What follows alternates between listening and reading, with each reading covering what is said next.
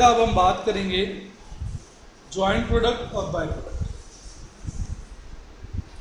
होता क्या है, पहले थोड़ा सा थीम को समझिए तो आपको बात समझ में आएगी। होता क्या है, हम एक कॉमन प्रोसेस फॉलो करते हैं। क्या फॉलो करते हैं? कॉमन प्रोसेस, ठीक। उसके ऊपर हम जॉइंट कॉस्ट इनकर करते हैं। सपोज वो है 4 लाख। कॉमन प्रोसेस मतलब एक काम करते हैं, एक स्टेज तक वो काम पूरा करते हैं और वहां तक हमारा खर्चा होता है 4 लाख। फिर एक स्टेज आती है जिसको हम बोलते हैं स्प्लिट ऑफ पॉइंट। क्या बोलते हैं? Split off point. इसको क्या बोलते हैं? Split off point. इस पॉइंट पर क्या होता है, मल्टीपल प्रोडक्ट निकलाते हैं। मान लो 3 प्रोडक्ट निकला है, ए, बी और सी। कितने प्रोडक्ट निकला है? 3, ए, बी और सी। मान लो ए निकला 4000 किलो, बी निकला 2000 किलो और सी निकला 1000। अब हमें ये तय करना है कि ये प्रोडक्ट किस प्रकार के। तो 2 टर्म्स इसमें यूज होती है। एक होता है हम प्रोडक्ट को या तो जॉइंट प्रोडक्ट कहते हैं या बाय प्रोडक्ट। इन प्रोडक्ट्स को जॉइंट प्रोडक्ट तब कहेंगे जब इनकी वैल्यू सिग्निफिकेंट हो। क्या हो? जब इनकी वैल्यू सिग्निफिकेंट, यानी अच्छी वैल्यू, बराबर की वैल्यू, मोटी वैल्यू। और अगर इनसिग्निफिकेंट वैल्यू हो तो फिर हम इसको क्या कह देते हैं? By product. जैसे उदाहरण के लिए इसी एग्जांपल को लेते हैं। अगर ये 4000 किलो माल मैं यहाँ पर बेच दूँ, सपोज बेच दूँ, तो ये 20 रुपये किलो के हिसाब से बिकेगा। और ये वाला अगर मैं यहाँ पर बेच दूँ तो ये 30 रुपये किलो के हिसाब से बिकेगा। और अगर मैं ये वाला यहाँ पर बेचूँ तो ये 8 आने के हिसाब से बिकेगा। 20 रुपये पर केजी, 30 रुपये पर केजी, 50 पैसा पर केजी। तो अगर आप सेल वैल्यू इस लेवल पे देखो तो इसकी तो क्या हो गई? 80,000। इसकी क्या हो गई? 60,000। और इसकी क्या हो गई? 500। कैसा लगा? मजा आया कि नहीं आया? सही बेटा। तो अब अगर आप ध्यान से सोचो इस एग्जाम्पल में, तो इस एग्जाम्पल में हम ये नहीं कह देंगे कि ए एंड बी क्या हो गया?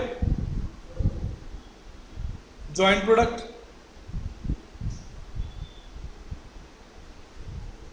और सी क्या हो गया?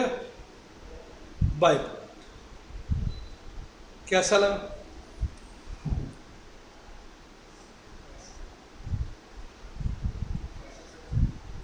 बहुत थोड़ी वैल्यू है ना।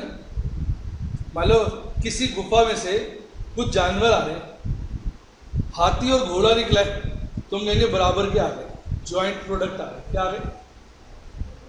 Joint product. हाथी के साथ एक चूहा निकला है तो हम कहेंगे चूहा तो बाय प्रोडक्ट। नहीं, मेरी बात समझिए। बाय प्रोडक्ट मतलब जिसकी वैल्यू थोड़ी कम, इनसिग्निफिकेंट। आइए मैं पढ़ के भी सुना देता हूं। When out of common process 2 or more products are produced with almost equal or significant economic importance, then such products are known as joint products. जब एक कॉमन प्रोसेस से एक से ज़्यादा माल निकले जिनकी वैल्यू बराबर की हो या अच्छी खासी हो तो उनको हम जॉइंट प्रोडक्ट कहते हैं। If out of, by product का पढ़ रहा हूं, if out of common process certain product having insignificant economic value is produced, then such a product is known as by product. अगर किसी कॉमन प्रोसेस से एक ऐसा प्रोडक्ट सामने उभर के आता है जिसकी वैल्यू और प्रोडक्ट्स के मुकाबले बहुत कम है तो फिर वो क्या है?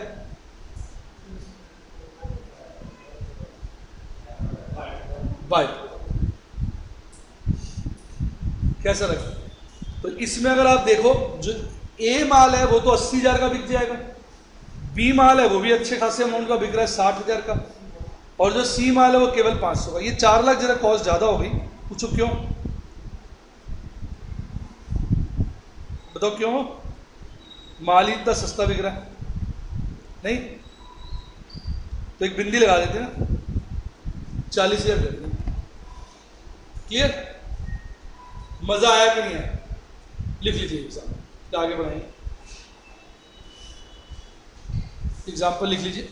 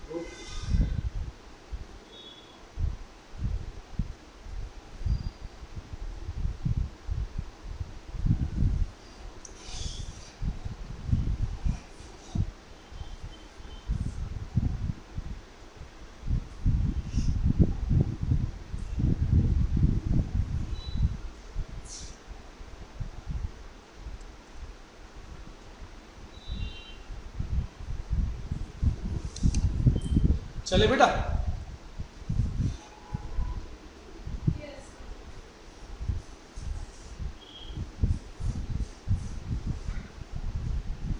अब ना हमें बेसिकली ट्रीटमेंट सीखना है। ट्रीटमेंट में बेसिकली हमने यही सीखना होता है कि ये जो 40,000 कॉस्ट है ना, ये प्रोडक्ट्स में कैसे बटेंगे। क्या सीखना होता है कि जो जॉइंट कॉस्ट है, इस चैप्टर का मुख्य उद्देश्य क्या है?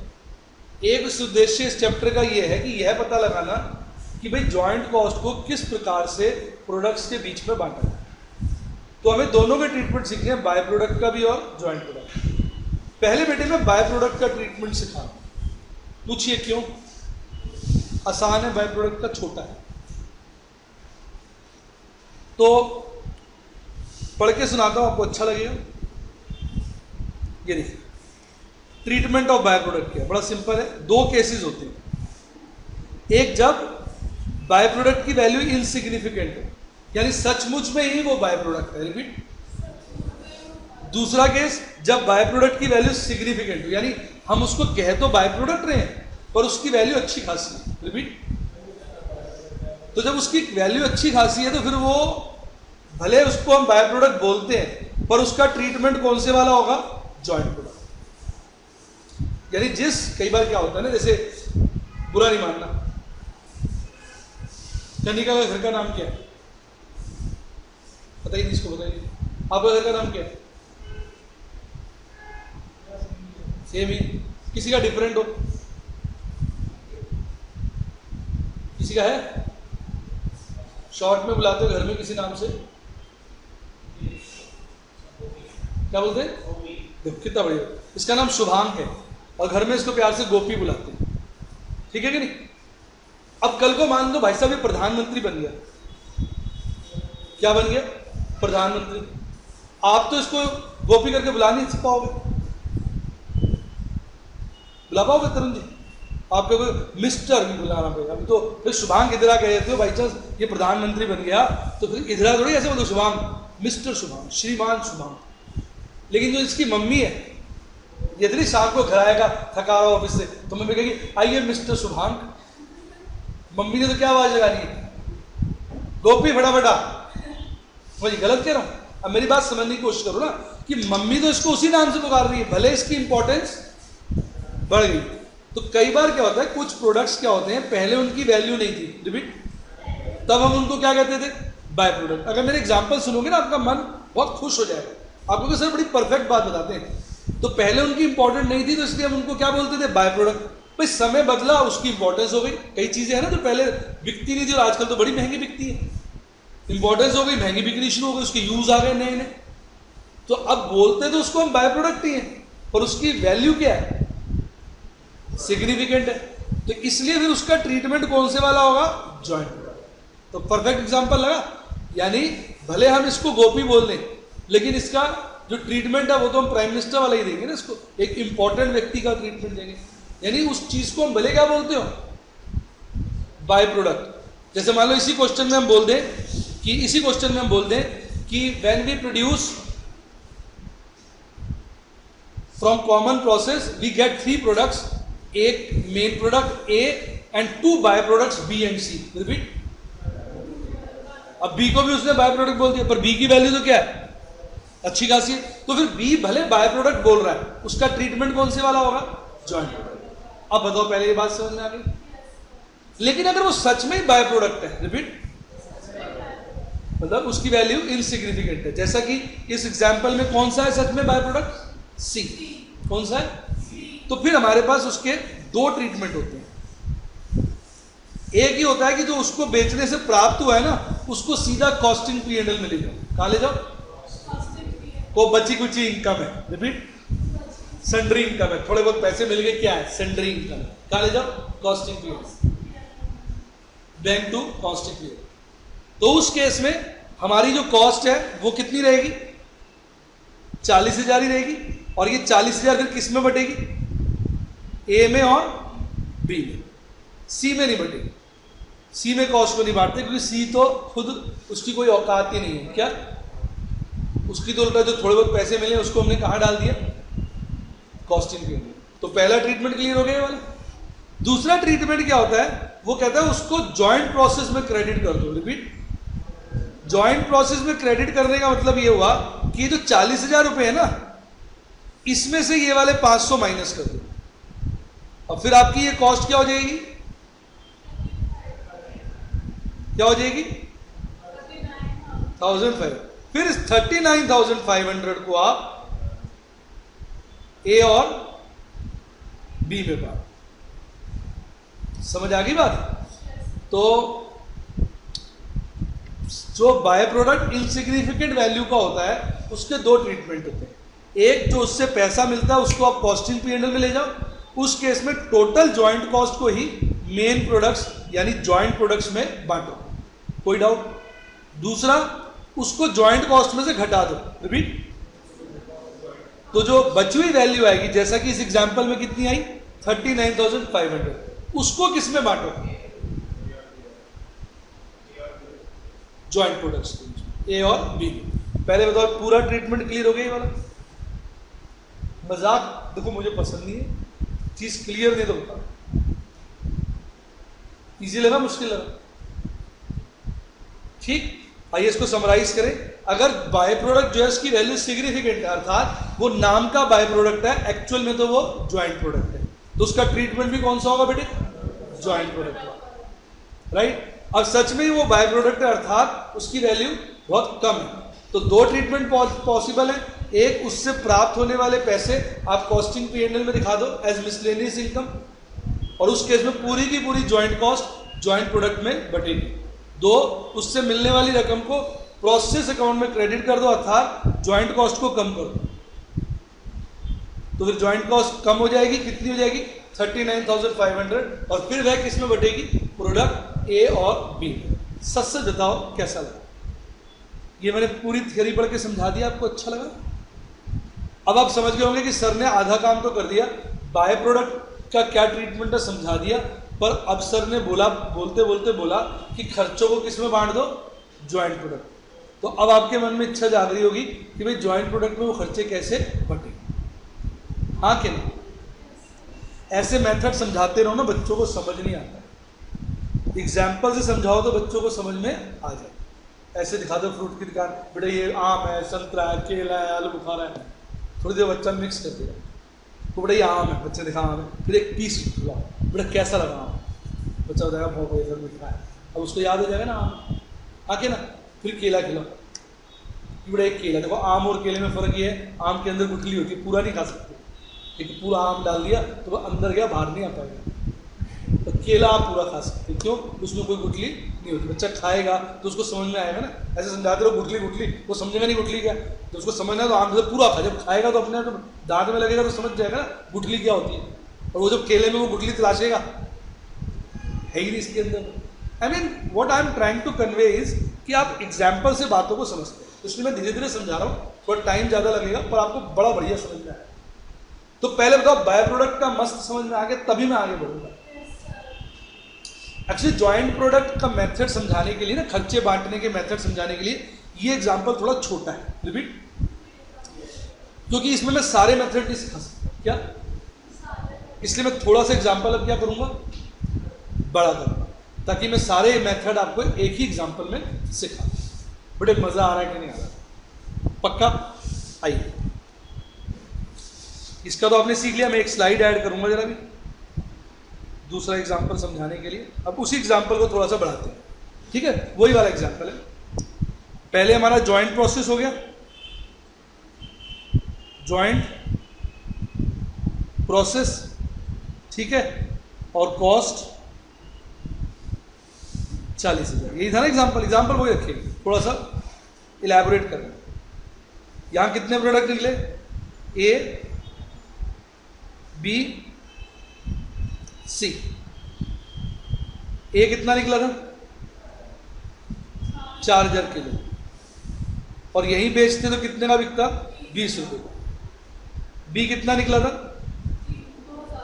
3,000 किलो, 2,000 है, देख रहे बड़े, 2,000, यहीं बेचते तो कितने का बिकता,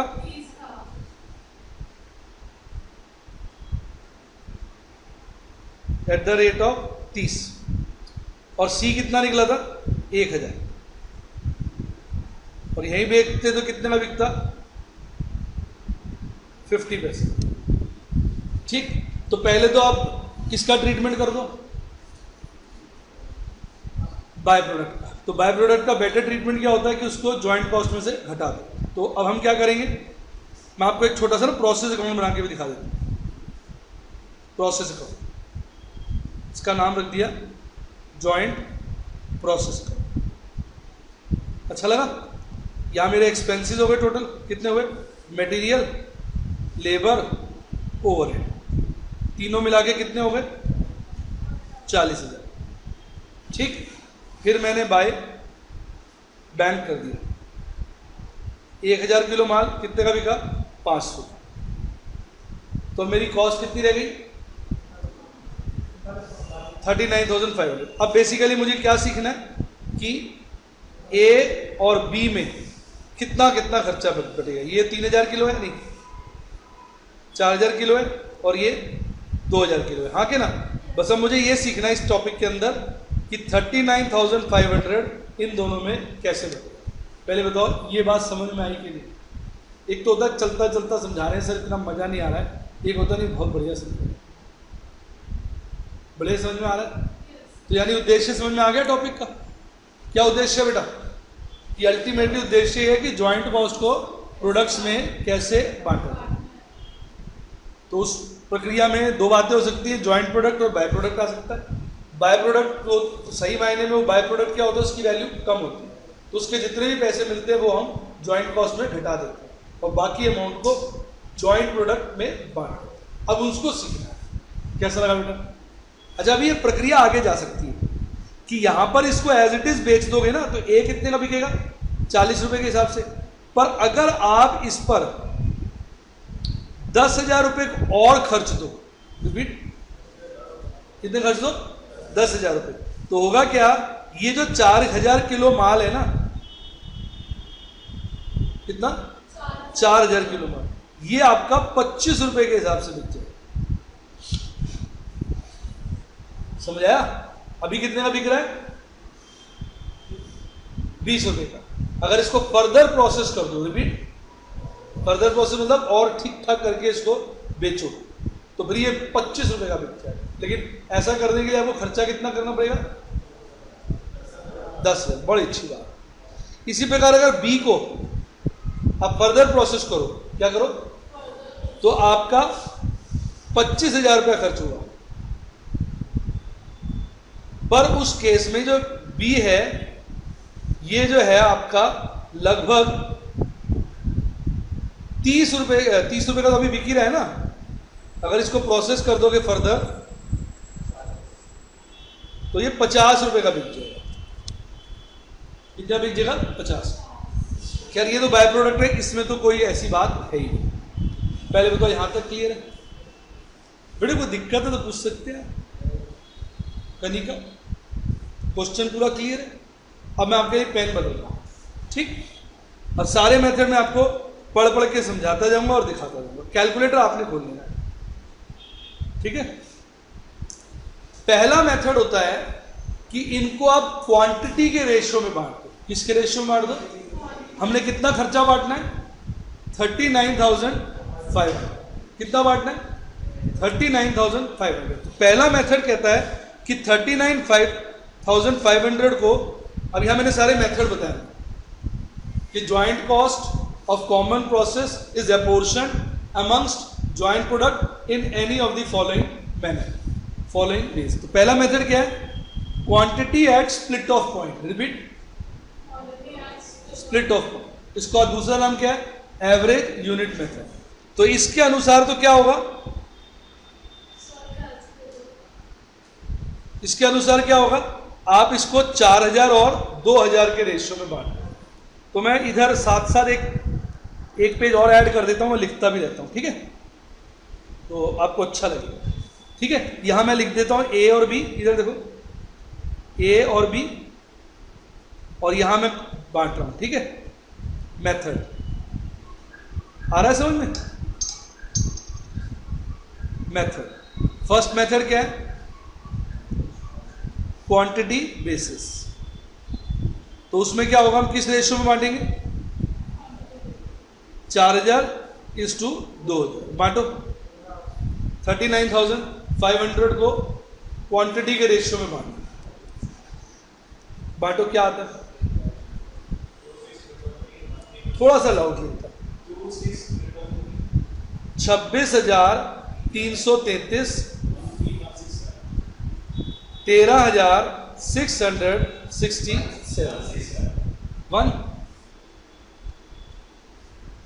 13,167, 13,167।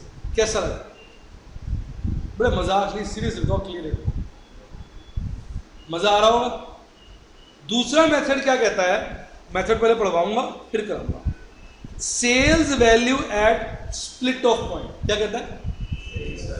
सेल्स वैल्यू मतलब जितने पैसे स्प्लिट ऑफ पॉइंट पर बेचकर मिलेंगे, रिपीट, उस रेशियो में बांटो। वो कितने मिलेंगे? ए को बेच के मिलेंगे 4000 इंटू 20, 80,000, और बी को बेच के मिलेंगे 2000 इंटू 30, 60,000। तो दूसरा मेथड क्या कहता है? Sales value at split off point. तो वो क्या हो जाएगा? 80,000 इज टू 60। आया आनंद? आ रहा बेटा सुन? बताइए क्या है? 22,571, 22,571, 22,571, 16,929, 16,929 रुपये। आपको मजा आ रहा हो? आप देख रहे हो सर क्या बढ़िया सा छोटा सा एग्जांपल बनाया है और चीज को एकदम क्लियर कर दिया। बड़े क्वेश्चन में यही होता है, जब भी क्वेश्चन करोगे ना बड़े वाला, तो पहले आप ऐसा डायग्राम बना लेना। जो बच्चे बिना डायग्राम के कोशिश करते हैं उन्हें समझ ही नहीं आता। एक बच्चा मेरे पास आया, एक बारी की बात है इसलिए बता रहा हूँ, ये सब बातें आपको पता होनी चाहिए। बोला सर बड़ा डिफिकल्ट टॉपिक लग रहा है। एक बैच में मैं करा रहा था, बच्चे बोले सर बड़ा डिफिकल्ट टॉपिक लग रहा है। मैंने 4-5 क्वेश्चन किए, सबके डायग्राम बनाने शुरू कर दिए। मैं डायग्राम बनाता, बच्चे कहते सर हो जाएगा। दूसरा क्या डायग्राम बनाया सर, अब तो हो जाएगा। यानी मॉरल ऑफ द स्टोरी क्या निकला कि बच्चे वो क्वेश्चन जो ट्राई कर रहे थे बिना डायग्राम के कर रहे थे। इसके कर रहे थे बिना डायग्राम। मेरी बुक में आंसर दिया हुआ, डायग्राम नहीं दिया हुआ, तो वो भी आंसर देख के कोशिश कर रहे थे बिना डायग्राम, पर जैसे ही डायग्राम बनाते क्वेश्चन समझ में आ जाता। ये हो क्यों जाता है, क्वेश्चन समझ में आ जाता, ये तो क्वेश्चन समझ में आते ही नहीं। 4 5 6 कराए मैंने, सारे ही अपने समझ में आ गए। जैसे डायग्राम बनाते सर आगे, तो आप भी देख रहे हो बिल्कुल ईजी है। अभी इसकी चर्चा को आगे बढ़ाते हैं। यहाँ तक बेटा कोई डाउट पूछ लो बेटा, आप शर्मा रहे हो, देखो थोड़ा पक्का। चल अब किसकी तरफ बढ़ेंगे, थर्ड मेथड की तरफ। थर्ड मेथड इतना अच्छा नहीं है, selling price at split off point. Repeat, मतलब जो सेलिंग प्राइस है ना स्प्लिट ऑफ पॉइंट पर, selling price at split off point. Selling price क्या है, देखो क्या है, 20 रुपए और 30 रुपए। कहता है बस 20 और 30 के रेशियो में मान, 20:30 क्या रहा है, 15,800, 23,700। कैसा लग रहा है भाई, मजा आया? राजे बेटा शर्मा मत तू, देख ले, क्लियर है। अब किसकी तरफ बढ़ेंगे, चौथे। एक बार मैं फिर बोल देता हूं आपको, वैसे तो आप इंटेलिजेंट हो। यहां तक कौन सा प्रोसेस होता है, ज्वाइंट, और इस बिंदी को हम क्या बोलते हैं, स्प्लिट ऑफ पॉइंट, और इस कॉस्ट को हम क्या बोलते हैं, ज्वाइंट कॉस्ट। इसके बाद ये वाली जो कॉस्ट होती है इसको बोलते हैं post split of cost. Repeat, post का मतलब समझते हो ना, बाद, पोस्ट स्प्लिट ऑफ कॉस्ट, या फर्दर प्रोसेसिंग कॉस्ट। क्या बोलते हैं, फर्दर प्रोसेसिंग कॉस्ट। कैसा लगा बेटा, श्योर? या इंडिविजुअल कॉस्ट, क्या, क्योंकि ज्वाइंट ही नहीं तो हर एक की अलग अलग है। कैसा लगा? अब हम कौन से मेथड की तरफ बढ़ेंगे, फोर्थ की तरफ, क्योंकि थर्ड के बाद सदा फोर्थ। फोर्थ मेथड कहता है sales of final product, sales value of final product, यानी सेल्स वैल्यू ऑफ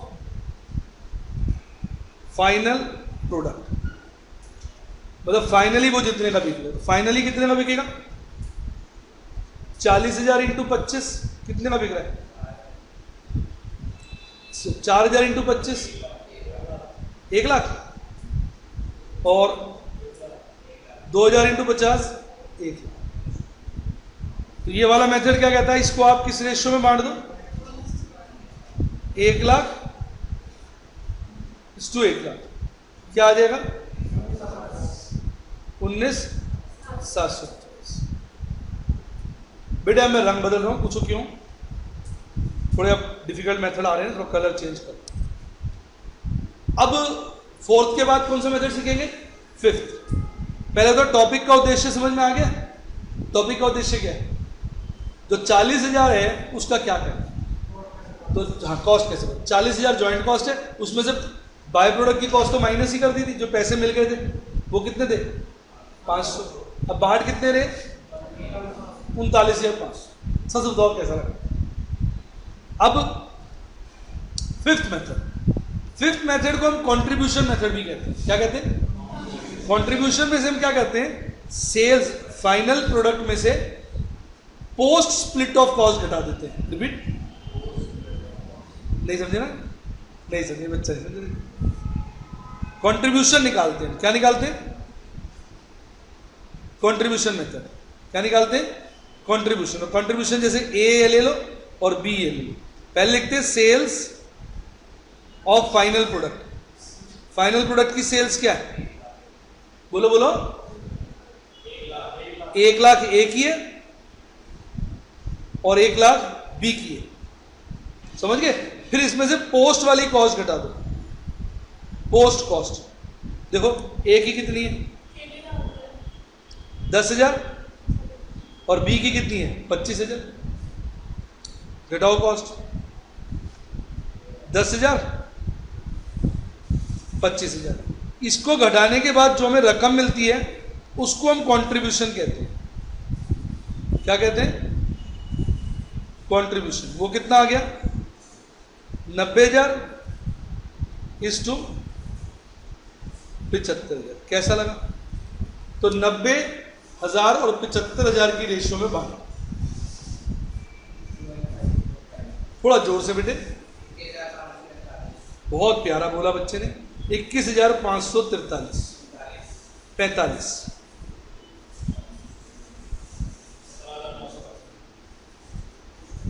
हाँ साहब, कितना? 17,955। बताओ मजा आया कि नहीं?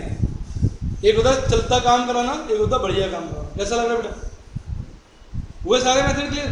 कैसे खूंखार से लग रहे थे शुरू में, अब एकदम बच्चों जैसी बात आती है। अब किसकी तरफ बढ़ेंगे? आखिरी मेथड। कलर थोड़ा चेंज करते हैं, हाईलाइट हो जाएंगे ना, ये अलग मेथड है। कौन सा पसंद करेंगे बेटा? पर्पल ले ले। 6th purple. 6th मेथड के कई नाम हैं, जैसे भगवान कृष्ण के कई नाम थे ना, ऐसे इसके कई नाम। जैसे retail method, net realisable value method NRV, reverse cost method. इसमें हम क्या करते हैं? सेल्स ऑफ फाइनल प्रोडक्ट में से ग्रॉस प्रॉफिट घटाते हैं और पोस्ट स्प्लिट ऑफ कॉस्ट घटाते हैं। यानी 5th और 6th में फर्क क्या है?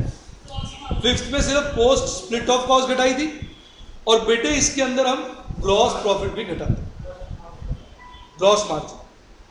वो क्वेश्चन बताएगा आपको। मैं अभी एग्ज्यूम कर लेता हूं, देखो जरा।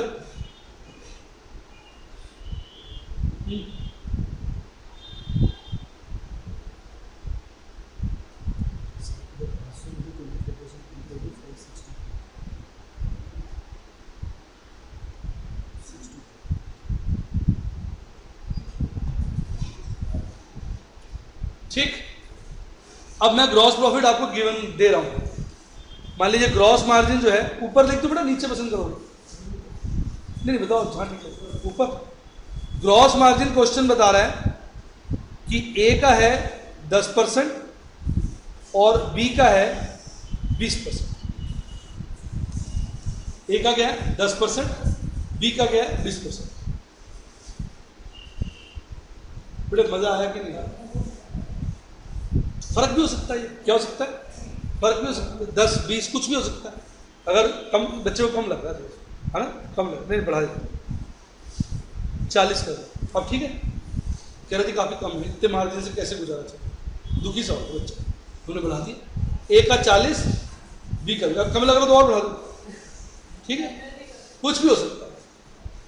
40 और 20, मजा आ गया? क्वेश्चन बताएगा।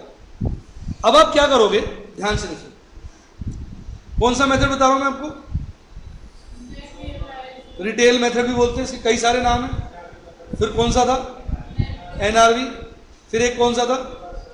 Reverse cost. मजा आया ना? अब ए और बी, सेल्स थोड़ी ऊपर लिखती है, इसलिए इसको मिटाएंगे और फिर थोड़ा सा नीचे करके लिखते हैं। सेल्स कितनी है? 1 lakh, 1 lakh minus gross margin 40%, 40,000, 20% 20,000, फिर माइनस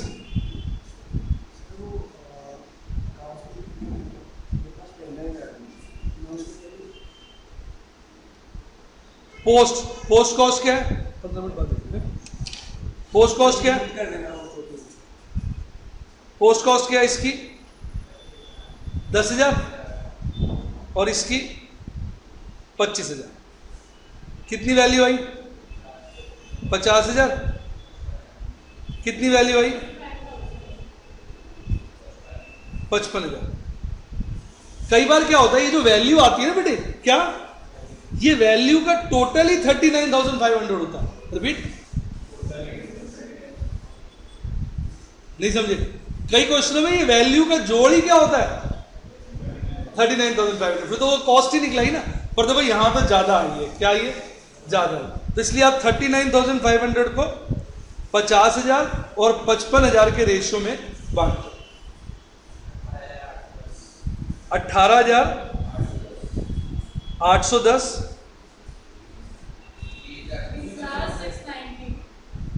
20,690। बताओ मजा आया कि नहीं आया? मैंने खून में मिला दिया, सारा टॉपिक का निचोड़ बता दिया। कैसा लगा बेटा अर्जुन? तो मैं एक बार रिपीट करता हूं, आपको अच्छा लगेगा। पहले हम ट्रीटमेंट किसका सीख लेते हैं? बाय प्रोडक्ट का। अगर तो बाय प्रोडक्ट की वैल्यू सिग्निफिकेंट है तो वो नाम का बाय प्रोडक्ट है, एक्चुअली में तो ज्वाइंट प्रोडक्ट है। तो उसको आप ज्वाइंट प्रोडक्ट का ही ट्रीटमेंट करोगे, बात खत्म। उसकी वाकई वैल्यू कम है तो दो ट्रीटमेंट चलते हैं। एक, उसको सीधा कॉस्टिंग P&L में दिखा दो, उसको बेचकर जो मिलेगा उसको इनकम दिखा दो। फिर उस केस में पूरी ज्वाइंट कॉस्ट हमारे एग्जांपल के अनुसार 40,000 को हम बांटेंगे किसमें? बाकी ज्वाइंट प्रोडक्ट्स। ये थोड़ा कम पॉपुलर है। ज्यादा पॉपुलर क्या है? ज्वाइंट कॉस्ट में से इसको घटा दो। तो 40,000 हमारे एग्जांपल की ज्वाइंट कॉस्ट है और 500 रुपए में किसको बेच के मिल रहा है? By product. तो फिर कॉस्ट कितनी रह गई? 39,500। तो जो कि मैंने यहां इस एग्जांपल में लिया है। बताओ मजा आया कि नहीं आया? अब हमारा उद्देश्य रह गया 39,500 को किस में बांटना? दो ज्वाइंट प्रोडक्ट्स। टोटल कितने मेथड उपलब्ध है? 6। पहला बिल्कुल simple, quantity ratio, average cost ratio. Split off point पे जो जो क्वांटिटी निकली है इस सवाल के अनुसार 4,000 और 2,000 इस रेशियो में बांट दो, बात खत्म। दूसरा method, sales value at split off, यानी इस 4,000 को 20 रुपए से मल्टीप्लाई करो 80,000, 2,000 को 30 रुपए से मल्टीप्लाई करो 60,000, 80,000 और 60,000 के रेशियो में बांट दो। तीसरा मेथड,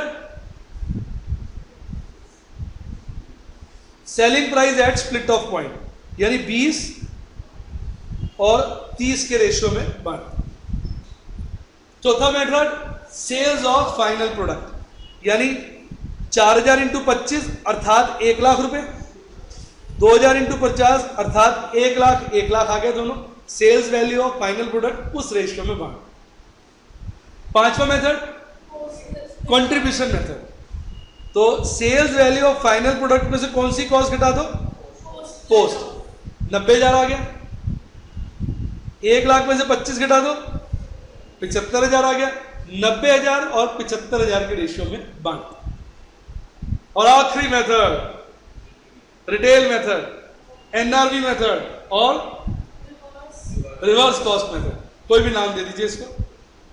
उसमें से सेल्स वैल्यू में से क्या घटाएंगे? Gross profit. 1,00,000 में से 40% ग्रॉस प्रॉफिट घटाया और 10,000 पोस्ट की कॉस्ट घटाया। तो 1,00,000 में से 40,000 और 10,000 घटाया 50,000।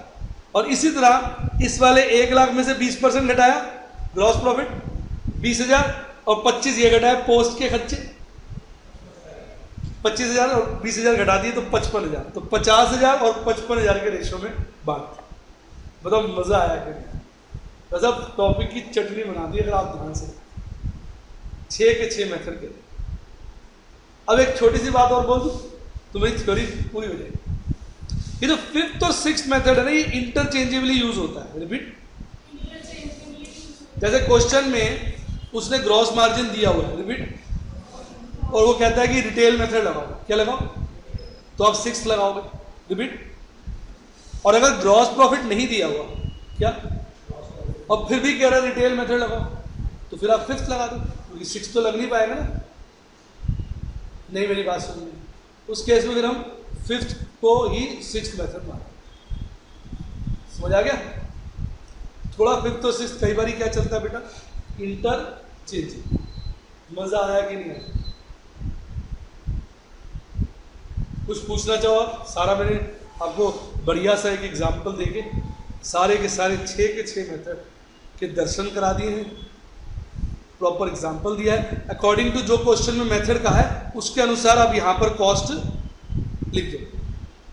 तो क्योंकि वो तो 6 में से कोई एक लिखेंगे ना, रिपीट, तो रियल लाइफ में तो 6 में से कोई एक फॉलो करोगे ना जो आपकी ऑर्गेनाइजेशन के लिए बेस्ट सूटेड है, रिपीट, जो सब लोगों को मंजूर है। सरकार भी कौन सी बनती है? जो मेजोरिटी को मंजूर होती है। बेटे ये बच्ची पूछ रही वैसे बता दीजिए सर कौन सा मेथड बेस्ट है। बेटे अगर आप सबको पता होता कौन सा मेथड बेस्ट है फिर बाकी मेथड हम पढ़ाते ही क्यों? यानी अलग अलग सिचुएशन में अलग अलग बेस्ट। आप मुझे बताओ कौन सा फ्रूट बेस्ट है? अगर ये पता चल जाए कौन सा फ्रूट बेस्ट है तो बाकी फ्रूट बिकेंगे। ये बच्ची कह रही मैंगो, कई लोग मिलेंगे मैंगो भी फ्रूट है, क्रैनबेरी खाया, ऐसे भी लोग मिलेंगे आप। अलग अलग कोई अलग अलग चीज़ का अलग अलग। रोज आपको मैंगो तो कितने दिन खा लोगे? डेली खा लोगे, फिर थोड़ी देर बाद मैंगो यहाँ से भी तो निकलेंगे ना जगह जगह से, छोटे छोटे मैंगोस नहीं, दाने वगैरह जाते हैं ना, बहुत मैंगो खा लो छोटे छोटे मैंगोस निकलने शुरू हो जाते हैं। एक बात करें ना, हर चीज़ का अपना पसंद है। कोई आदमी रिजिड भी होता है, कोई आदमी कह सकता है भाई बेस्ट 6, कोई कह सकता है जी बेस्ट फर्स्ट है, कोई कह सकता है बेस्ट सेकंड है। वो तो अपनी अपनी रिजिडिटी है। पर जो थोड़े फ्लेक्सिबल लोग होते हैं वो कहते हैं भाई सिचुएशन टू सिचुएशन वेरी करता है, इंडस्ट्री टू इंडस्ट्री वेरी करता है। जहां पर हमें मेथड सजेस्ट करना है पहले हम उस इंडस्ट्री में जाके देखेंगे, वहां जो हमें बेस्ट सुटेबल लगेगा, रिपीट, हम वो रहे। जैसे एक ऐसी इंडस्ट्री है, पेन से बात निकालो, सुनो, एक ऐसी इंडस्ट्री जिसमें यहां माल बड़े आसानी से बिक जाता है, रिपीट, स्प्लिट ऑफ पे फटाक से बिक जाता है, बहुत लिक्विड मार्केट है, रिपीट, तो फिर तो हम सेकंड मेथड को बेस्ट मानेंगे। कौन सा? Sales value at split off point. ठीक है भैया, आप बिक सकता है, तुम बेच दो, नहीं बेचना बाजार से खरीद लो, इसी रेशियो में बढ़ना चाहिए, हाँ के ना। लेकिन अब एक ऐसी इंडस्ट्री जिसमें स्प्लिट ऑफ पॉइंट पे बिकता नहीं है, बड़ा मुश्किल है बेचना, रेट तो बोल रहे हैं पर है नहीं पॉसिबल, तो फिर वो थोड़ा सा अच्छा थोड़ी ना। फिर हम कहेंगे फाइनल प्रोडक्ट पे बिकता है, फिर कोई और मेथड अच्छा रहेगा। कैसा लगा बेटा? तो इसलिए ऐसे कहना बड़ा मुश्किल हो जाता है कि कौन सा मेथड बेस्ट है। ये इंडस्ट्री टू इंडस्ट्री वेरी करता है। फिर प्रैक्टिस, ज्यादातर लोग जो चीज सही मानते हैं ना, हम वो करते हैं, हाँ के ना। लो जी, मजा आया कुछ? कैसा लगा जी?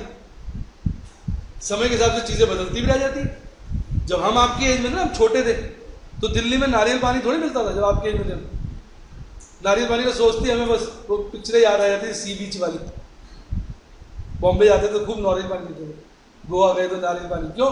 दिल्ली में थोड़ी मिलता था। और अब आपने देखा होगा सबसे ज्यादा नारियल पानी नहीं जाता है, जिस सड़क पे चले जाओ 4-6-7 बैटरी होती है, कहीं भी नहीं, गलत कह रहा हूं। तो समय के अनुसार उसकी अवेलेबिलिटी बढ़ गई ना, इसी तरह समय अनुसार हो सकता है पहले कोई और मेथड लगता हो, कौन सा लगता हो? Sales value at split off. लेकिन समय बदला, वक्त बदला, अब लोग कह रहे हैं नहीं नहीं 6 सबसे बेटर है। कौन सा बेटर है? 6। इंडस्ट्री के लोग ये मानते हैं, तो फिर हम कौन सा लगाएंगे? 6 लगाएंगे। अभी बताओ मजा आया कि नहीं आया? पैक कर दूं, लॉक कर दूं, पक्का क्लियर हो गया? कुछ पूछना है तो पूछ लीजिए, बड़े पूछ लो, शर्माओ मत, आप शर्मा रहे हो। पक्का क्लियर है? बोलो, शर्मा रहे हो यार? श्योर? तो बढ़िया क्लियर हो गया, लॉक कर देते हैं।